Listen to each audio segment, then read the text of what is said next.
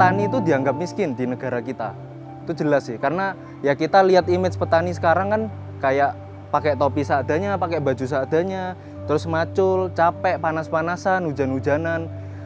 Nggak ada sama sekali yang bikin orang tertarik. Nggak ada kayak petani itu kaya, nggak ada.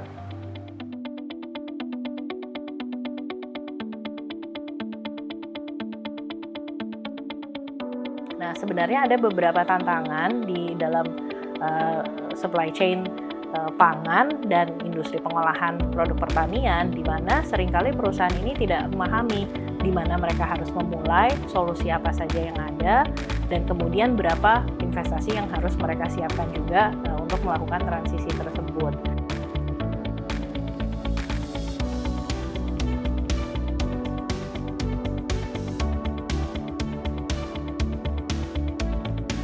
Biasanya yang kita inginkan adalah tentunya harus bisa affordable untuk teman-teman pelaku usaha di dunia pangan, dan kebutuhan itu karena pada akhirnya nanti akan mempengaruhi harga jual dari produk pangan itu sendiri.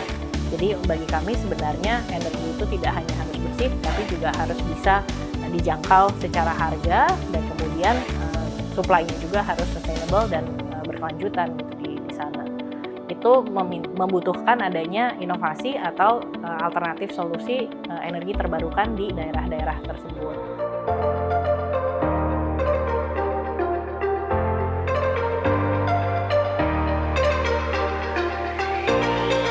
Precision agriculture itu mulai dari pemetaan, designing sebuah lahan pertanian, greenhouse, teknik pemupukan, pengolahan lahan, dan sensor-sensornya. Dengan precision irrigation kita bisa memproduksi bahan pangan dengan lebih produktif, lebih efisien, lebih banyak dan lebih murah. Seperti PT DSR, ya, yang saya banyak belajar dari PT ini, itu petani itu benar-benar petani yang sangat modern banget. Bahkan untuk mengontrol semua tanaman mereka, itu mereka pakai AI. Jadi petani itu nggak selamanya loh miskin. Bahkan petani juga bisa jadi pengusaha sukses.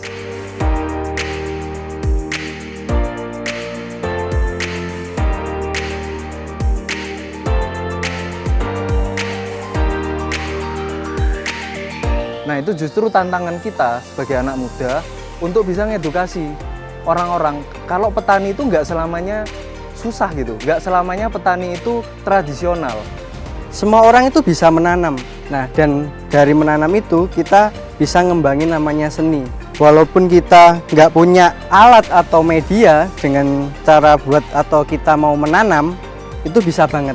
Contohnya kita bisa pakai entah itu drum, entah itu aqua bekas. Nah, itu bisa banget untuk kita buat menanam untuk penggantinya polybag.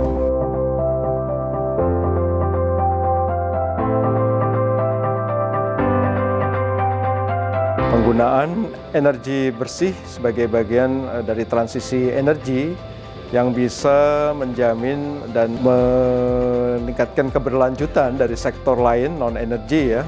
Ini misalnya penggunaan energi hijau itu tentu akan memberikan nilai tambah kepada komoditas hasil sektor pertanian misalnya, sehingga itu lebih diterima pasar internasional, lebih diterima negara lain, di mana negara-negara terutama negara barat itu sangat concern ya asal muasal produk itu, kemudian bagaimana energi itu digunakan untuk memproduksi komoditas menjadi bahan atau pangan yang jadi seperti itu.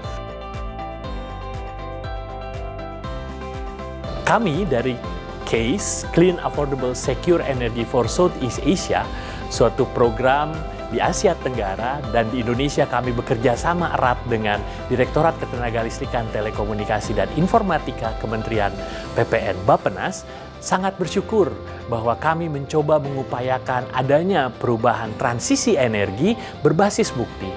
Memang ada banyak hal yang terus perlu dibangun dalam konteks ketenagalistrikan.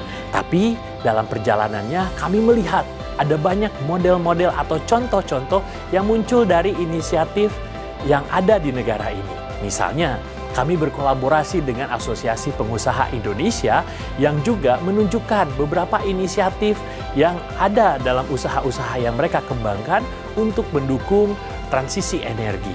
Dalam hal ini penggunaan energi baru terbarukan atau energi efisiensi dalam bisnis yang mereka jalankan. Salah satunya adalah bagaimana penggunaan energi baru terbarukan bisa menunjang isu ketahanan pangan. Ini menjadi hal yang menarik yang kami temukan dalam perjalanan case. Tentu saja penurunan emisi menjadi kunci dari perubahan-perubahan mendasar di sektor ketenagalistrikan untuk mencapai net zero emission, tapi tidak lupa bangsa ini adalah bangsa yang besar, oleh karena itu segala inisiatif yang muncul untuk mendukung hal itu perlu diapresiasi.